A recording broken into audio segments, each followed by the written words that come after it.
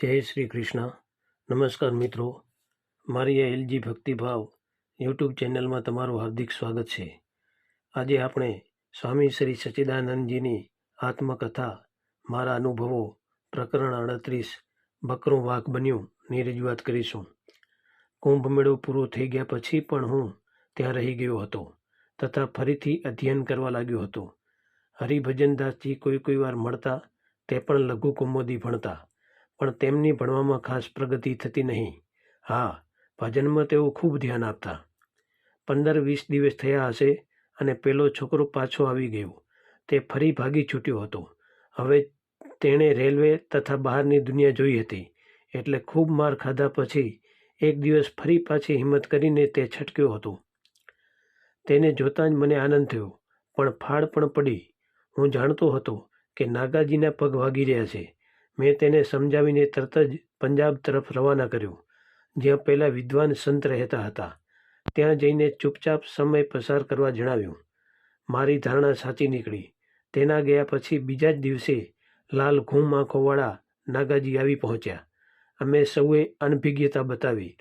તે સૂંઘતા ગયા, પણ કેટલાય દિવસ સુધી પોલીસ જેમ છાપો મારે તેમ ઓચિંતાના આવી પહોંચતા અને નિરાશ થઈને પાછા જતા. અંતે તે હાર્યા, થાક્યા અને પીછો પડતો મૂકી ચાલી ગયા. 1.5-2 વર્ષે જ્યારે પેલો છોકરો જોવા મળ્યો ત્યારે હું તેને ઓળખી પણ ન શક્યો. ખૂબ ખાઈ પીને પહેલવાન જેવો થઈ ગયો હતો.